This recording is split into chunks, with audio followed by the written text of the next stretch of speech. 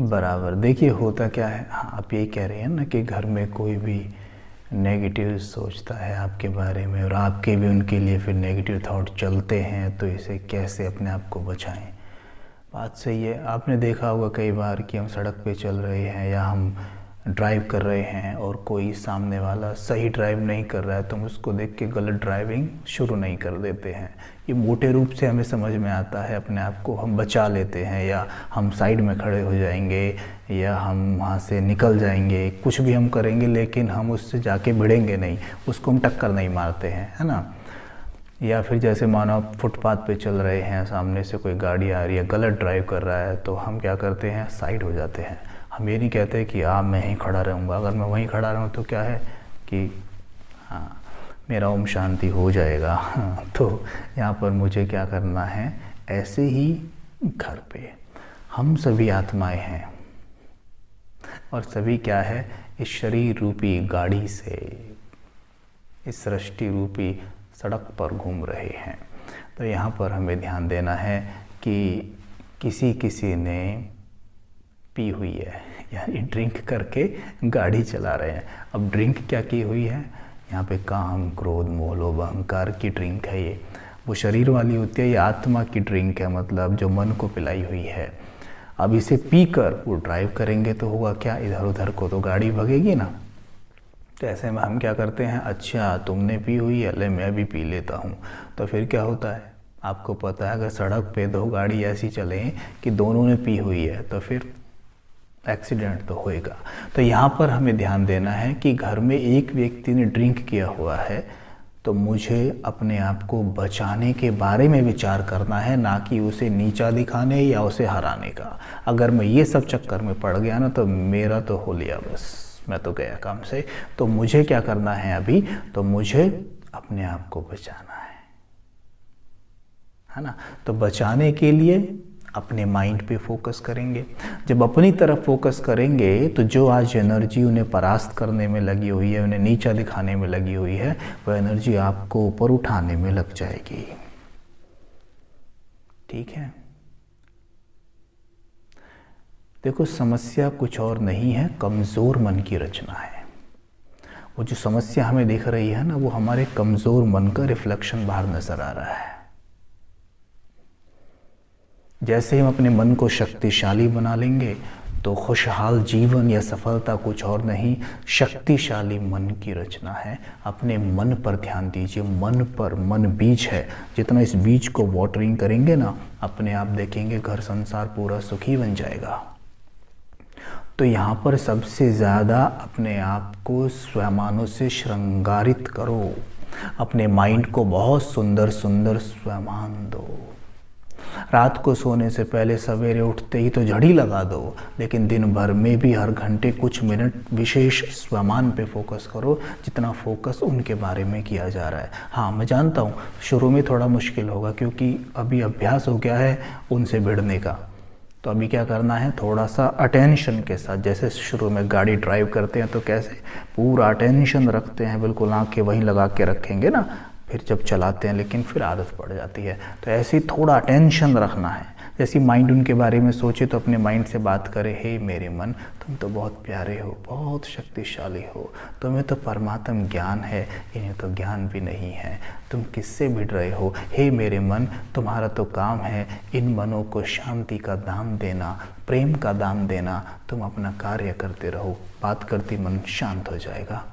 मन फिर रोएगा, थोड़ी देर बाद फिर बोलेगा, फिर उसे याद दिलाओ, हे मेरे मन आप तो बहुत प्यारे हैं, बड़े मीठे हैं, आपको सबको प्यार देना है, शांति देनी है। हे मेरे मन आप तो जानते हैं ये पहले से ही परेशान है, क्यों किसी मरे को मारते हो। ऐसा करते हैं ना, हे मेरे मन तुम शांत हो जाओ बस। अब देखना ऐसा होगा, होगा बिल्कुल होगा, कि हमारा मन सबसे अधिक हमारी ही सुनता है, किसी और की नहीं। सुना कर देखो उसे। हम सुनाते नहीं हैं तो मन कहता है कि जब कभी सुनाते ही नहीं तो आज सडनली सुनाने बैठते हो तो मन सरप्राइज़ हो जाता है, भाई इसको क्या हुआ। तो मन को सुनाने की आदत डालो, अच्छी अच्छी बातें मानता है ना। जब बुरी बुरी बातें बोलते हो तो सारी मानता है ना, अच्छी अच्छी भी मानेगा, लेकिन अच्छी सुनाते नहीं है। तो अच्छी सुनाओ, जैसे बुरी सुनाते रहते हैं। खाना बना रहे हैं लेकिन बुरी बातें उसको सुना रहे हैं, वो सुन भी रहा है और देखो तुरंत रिप्लाई भी कर रहा है ना। वैसी अच्छी अच्छी बातें सुनाओ तो मन सुनता जाएगा और फिर देखना कितना अच्छा हो जाएगा। क्योंकि जब हम मन को अच्छी बातें सुनाते हैं ना तो मन प्योर एनर्जी रेडिएट करता है। घर में जिनके लिए हमारे मन में ऐसे विचार चल रहे हैं उनमें कुछ तो विशेषता होगी, उनकी विशेषता अपने मन को 2-4 सुना दो, देखो फिर आपका मन उनमें विशेषता खोजने लग जाएगा। और ये सवेरे उठ के ज़रूर सुनाना, जैसे आंखें खुली, आंखें खुलते ही एकदम बोलो कि हे मेरे मन, तुम परमात्मा की संतान हो, तुम में परमात्म शक्तियाँ भरी हुई है, तुम क्षमा के सागर के संतान हो। तो फिर देखेंगे कि जैसे जिसके बारे में ऐसा चल रहा है उनकी एक पॉजिटिव चीज़ सामने लाएंगे और देखेंगे कि ये आत्मा मेरी बहुत अच्छी मित्र है, मेरे दोस्त हैं, मेरे भाई हैं, बहन हैं, जो भी हैं, ये बहुत अच्छे हैं, बहुत प्यारे हैं, इनमें ये कितनी अच्छी विशेषता है, इन्होंने मेरे लिए उस दिन ये कितना अच्छा काम किया था। हे मेरे मन, इन्हें शुक्रिया अदा करो और देखो कमाल, एकदम प्योर एनर्जी जाएगी उनके पास और वो खुद आके आपसे बहुत अच्छी अच्छी बातें करने लग जाएंगे। आपके घर ही तो जादू हो रहा है, लेकिन करना पड़ेगा। सवेरे उठ के ऐसा करिए, ऐसी रात को सोने से पहले करिए, सब ठीक हो जाएगा। देखिए डिप्रेशन, राइट, देखिए डिप्रेशन क्या है कि हमारे ब्रेन को जब निरंतर नेगेटिव एनर्जी मिलती रहती है तो हमारे ब्रेन के जो सेल्स हैं वो डेड होने लगते हैं। और ये डेड सेल होना ही ब्रेन का स्लो होना है और इसी को हम डिप्रेशन कहते हैं। यानी डेड सेल्स होना, ब्लॉकेजेस तैयार होना ब्रेन के अंदर और डिप्रेशन हो जाना। समझते हैं इसको कैसे, जैसे मानो ये ब्रेन है, फाइन, ये ब्रेन है, ब्रेन के नीचे ये है मस्तक मणि, यानी जिसको हम रूह कहते हैं, आत्मा कहते हैं, सोल कहते हैं, जो यहाँ बैठी है, सोर्स ऑफ एनर्जी। यहाँ से एनर्जी जाती है ब्रेन में निरंतर, ठीक है।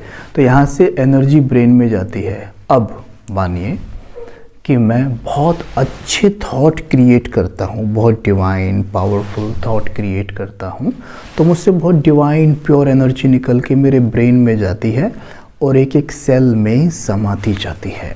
इससे क्या है, मेरे सेल्स बहुत शक्तिशाली होते जाते हैं, एक्टिव होते हैं, हेल्दी होते हैं।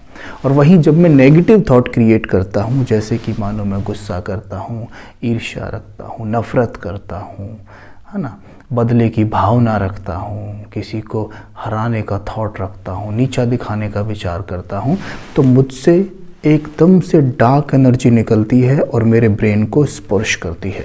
और इसका आपने परिणाम क्या देखा होगा कि जब हम ऐसा करते हैं हमारा ब्रेन हैवी हो जाता है। यानी इस नेगेटिव एनर्जी को रिसीव करने के लिए हमारा ब्रेन तैयार नहीं है, वो बना ही नहीं है इसके लिए, उसका नेचर ही नहीं है, लेकिन हम ऐसा करवा रहे हैं। इस कारण ब्रेन हैवी होता है और जितना ज़्यादा ब्रेन हैवी है इसका मतलब ये हुआ कि सेल्स पे जोर पड़ रहा है, लोड पड़ रहा है और धीरे धीरे धीरे धीरे हम डिप्रेशन की ओर जा रहे हैं। पहले वो तनाव में बदलेगा, फिर वो डिप्रेशन में चला जाएगा, फिर सुसाइड के थॉट्स आने लगेंगे। तो ये होता है डिप्रेशन। तो यहाँ पर हमें क्या करना है, मालिक हम ही हैं, यानी आत्मा ही मालिक है ना, तो वो चाहे तो यहाँ पे प्योर डिवाइन थॉट्स भेजकर इसे हील भी कर सकती है। मानो आज तक हमें नहीं मालूम था तो हमसे गलती हुई, लेकिन आज मालूम है अगर डार्क एनर्जी भेजने से ब्लॉकेजेस बन सकती हैं तो प्योर एनर्जी भेजने से वो ब्लॉकेजेस हट भी सकती हैं।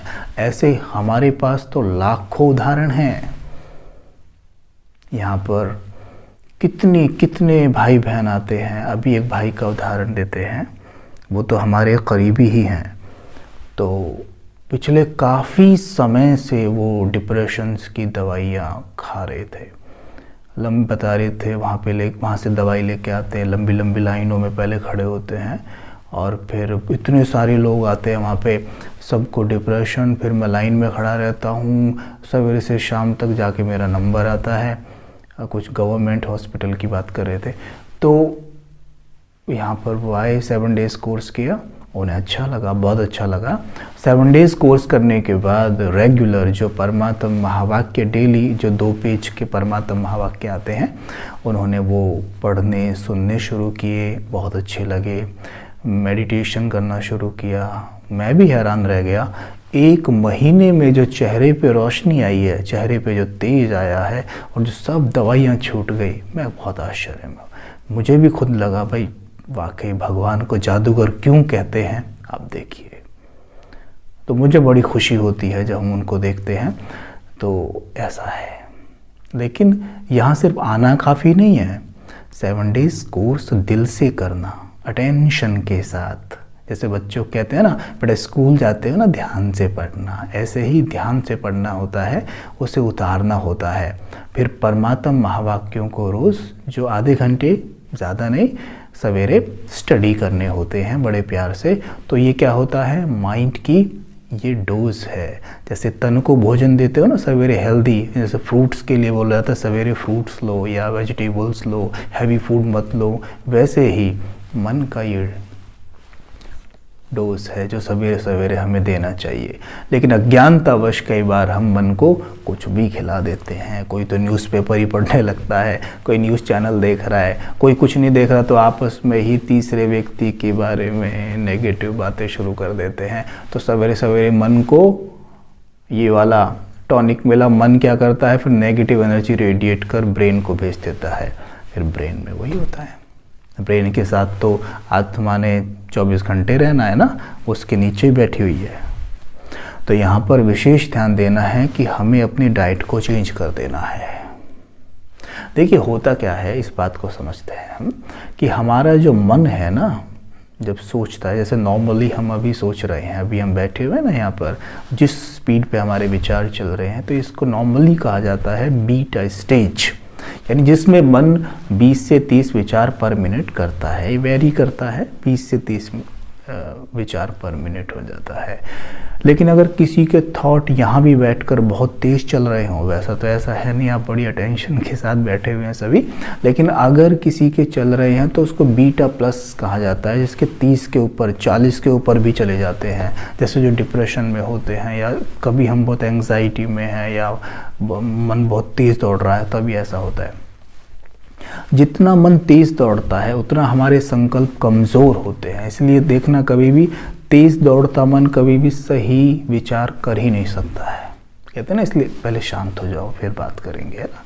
अच्छा, जब हम मेडिटेट करते हैं, या हम सोने जाते हैं, या हम सवेरे सो कर उठते हैं, या कभी भी सो कर उठते हैं, तब हमारा माइंड होता है अल्फा स्टेज में, यानी 10 से 20 विचार पर मिनट वाली स्टेज होती है। अब वो किसी का 11 भी हो सकते हैं, किसी को 19 भी हो सकते हैं, लेकिन ये वाली स्टेज होती है।